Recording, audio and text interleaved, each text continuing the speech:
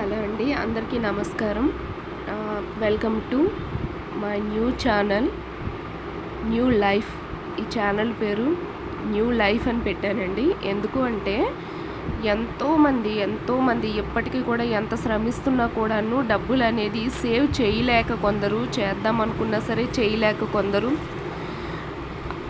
చేయక ఊరికనే ఉండి, సరే ఈ రూపాయి 2 రూపాయలు 10 రూపీస్తో ఏమొస్తుందిలే అని చెప్పేసి దాన్ని నెగ్లెక్ట్ చేసేవాళ్ళు కొందరు. ఈ విధంగా వాళ్ళు మాత్రమే కాక వాళ్ళ పిల్లలు కూడా ఇబ్బంది పడుతూ ఉంటారండి. సో అట్లాంటి ఇబ్బంది ఇంకెప్పుడు పడకుండా ఉండాలి అంటే నేను స్టార్ట్ చేసిన సేవింగ్స్ అనేది ఇప్పుడు మీకు చెప్పాలని చెప్పేసి నేను ఈ ఛానల్ని స్టార్ట్ చేశాను. Welcome to new life channel అండి. ప్లీజ్ దయచేసి నా ఛానల్ని సబ్స్క్రైబ్ చేసుకోండి, ఆదరిస్తారని నమ్మకంతో స్టార్ట్ చేస్తున్నానండి. అయితే నేను చేస్తున్న ఈ ఏంటంటే సేవింగ్స్ నేను ఎట్లా అంటే చేస్తాను, అసలు ఎందుకు మనీ సేవ్ చేయాలి అనేది ఫస్ట్ నేను వేసుకున్న క్వశ్చన్ అండి. ఈ కొంత డబ్బులతో 10 రూపీస్ ఉంటే 10 రూపీస్, 20 ఉంటే 20. మీరు చెప్తే నవ్వుతారేమో, 2 రూపీస్ ఉన్నా కూడా నేను వాటిని చిన్న ఉండిలో అనమాట వేసేస్తానండి. అది కూడా మీకు నేను చూపిస్తాను కంపల్సరీగాను. అయితే ఇలా ఎందుకు చేయాలి ఏంటి అని చెప్పేసి మొదట నాకు కూడా ఎవరు చెప్పేవాళ్ళు లేరండి.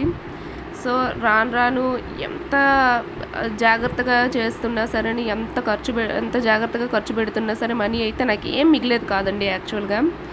అయితే నేను ఈ విధంగా మనీ స్టార్ట్ చేసిన తర్వాత నాకు మంత్లీ ఎంత మిగులుతుంది ఏంటనేది కూడా నేను మీకు చెప్తాను. సో ఇప్పుడు మనం స్టార్ట్ చేసేద్దామండి. అసలు మనీ ఎందుకు సేవ్ చేయాలి, ఈ క్వశ్చన్ కనుక మనం వేసుకొని మనకి నచ్చినంత, నేనైతే పెర్ డే ఒక రోజుకి 200 అండి సేవ్ చేస్తాను. మీ దగ్గర ఎంత ఉంటే అంత. మా దగ్గర 200 లేవండి, మేము ఇంతే సేవ్ చేయగలం. అంటే 10 రూపీస్ ఉంటే 10 రూపీస్ సేవ్ చేయండి, ఏం పర్వాలేదు. మీరు అట్లా సేవ్ చేసి first day 10 rupees, first day 10 రూపీసే సేవ్ చేయండి. సెకండ్ డే 5 రూపీస్ ఉందనుకోండి, 5 రూపీసే సేవ్ చేయండి. ఆ విధంగా అనమాట. ఎంత ఉంటే అంత. 1 రూపీ ఉన్నా సరే 1 రూపీని కూడా మీరు ఉండిలో వేడి నేర్చుకోండి. ఫస్ట్ అసలు సేవ్ చేయడం అనేది కనుక మనం అలవాటు చేసుకుంటే మన లైఫ్లో చాలా చేంజెస్ అనేది వస్తుందండి. అండ్ ఎప్పుడైనా సరే మన చేతిలో మనీ ఉంటేనే మనకి కాస్త ఆత్మస్థైర్యంగా కూడా ఉంటుందండి. నలుగురిలో వెళ్ళి మాట్లాడగలం, నలుగురిలో కలవగలం, ఫ్రీగా ఉండగలం అండి.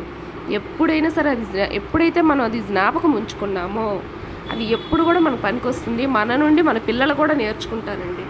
అయితే నేను ఈ విధంగా పర్ డే రోజుకనమాట 200 వేసి నేను మా ఆయన గారి దగ్గర తీసుకుంటానండి. ఫస్ట్లో నాకైతే ఏమి ఇచ్చేవారు కాదు. మేము అన్నీ ఎంత అయిందనేది ఖర్చు అన్నీ కూడా చూసుకుంటే చాలా అయిపోతుండేదండి. చాలా అంటే చాలా. అసలు నేనే ఏంటి ఇంత ఖర్చు అయిపోతుంది, ఎంత కూడా మిగిల్చుకోలేకపోతున్నాం అని చెప్పేసి చాలా బాధపడేదాన్ని అండి. అలాంటిది ఇప్పుడు రాను ఒక బుక్లో నేను ఒక 10 రూపాయలు ఖర్చు పెట్టినా సరే అది దేనికి ఖర్చు పెడుతున్నానని చెప్పేసి వివరంగా రాయడం అనేది అలవాటు చేసుకున్నానమాట. ఎప్పుడైతే అలా అలవాటు చేసుకున్నానో నెలకి మేము ఇంత ఖర్చు పెడుతున్నామా అని చెప్పేసి మాకు అప్పుడు తెలిసిందనమాట. అలా ఎప్పుడైతే తెలిసిందో దేంట్లో ఎక్కువ ఖర్చు పెడుతున్నాం, దేని వలన ఎక్కువ ఖర్చులు అవుతున్నాయి అనేది మళ్ళీ అలా నోట్స్ అంతా కూడా నేను చూసుకుంటే పలానా దానికి అదనపు ఖర్చు అయింది, పలానా దానికి ఖర్చు అయిందని చెప్పేసి నేను చూసుకున్న తర్వాత నుంచి దేనికి ఖర్చులు తగ్గించాలనేది నాకు తెలిసిందండి. అయితే ఈ 200ని కూడా నేను ఎట్లా సేవ్ చేస్తాను అంటే 150 ఒక బాక్స్లోకి వేస్తానండి, 50 రూపీస్ వేరే బాక్స్లోకి వేస్తాను. ఎందుకు అంటే ఈ 150 అనేది తీనండి, అందులో ఉంచేస్తాను. అది నేను మీకు చూపిస్తాను ఆ ఉండి ఏంటన్నది. కాయిన్స్కి వేరేగా మట్టి హుండి ఉంటుంది కదా, అది అనమాట నేను ఉంచుకున్నాను. ఇంకోటి కేవలం బాక్స్లోకి అనమాట వేసి ఉంచుకుంటానండి. ఆ 50 రూపీస్ వేసి మంతంతా కూడా వేస్తూనే ఉంటాను కదా. అవి దేనికి యూజ్ చేసుకుంటాను అంటే అదనపు ఖర్చులకండి. దేనికైనా సరే మేము గబుక్కున ఒక బయటికి వెళ్ళాలన్నా, సినిమాకి వెళ్ళాలన్నా, క్యాంప్ ఎక్కడికైనా వెళ్ళాలన్నా, లేదంటే ఎవరైనా చుట్టాలు వస్తే వాళ్ళని బయటకు తీసుకొని వెళ్ళాలన్నా నేను వాటికనమాట అది ఖర్చు పెట్టుకుంటానండి. సో దానివల్ల ఏమవుతుందంటే మిగిలిన అమౌంట్లోంచి డబ్బులు తీయవలసిన అవసరం ఉండదు. అండ్ మంత్ అయ్యేసరికి మనకేంటంటే ఇంత ఖర్చు అయిందా అని కూడా అనిపించదండి. సో నేను చేస్తున్న సేవింగ్స్ అనేది మీకు నేను చెప్తున్నాను అనమాట. ఈ 200 నుంచి -50 అనేది తీసి ప్రతిరోజు కూడా 150 రూపీస్ మాత్రమే ఒక దాంట్లోకి వేస్తాను. 50 అనేది వేరే బాక్స్లోకి అనేది నేను వేసుకుంటానండి. సో ఈ విధంగా కనుక మీరు చేస్తే కంపల్సరిగా మీ హుండీలో అనేది 5000 రూపీస్ ఖచ్చితంగా ఉండి తీరుతాయండి. ఈ 50 రూపీస్ అనేవి మనకు మంత్లీ మళ్ళీ ఒక 1000గా అయ్యి కంపల్సరిగా ఏదో ఒక ఖర్చులకు అనేది ఉపయోగపడి మిగిలిన శాలరీలో నుంచి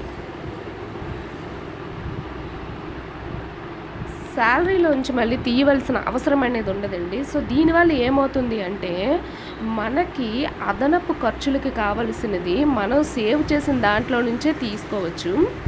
సో మిగిలినవి ఏంటంటే మనకి 150 అనేవి కంపల్సరీగా ఉంటాయి. మంత్లీ కనుక మనం 5000 అనేది కనుక సేవ్ చేసుకోగలిగితే ఒక గోల్డ్ స్కీమ్ కట్టుకున్నా కూడాను 11 నెలలు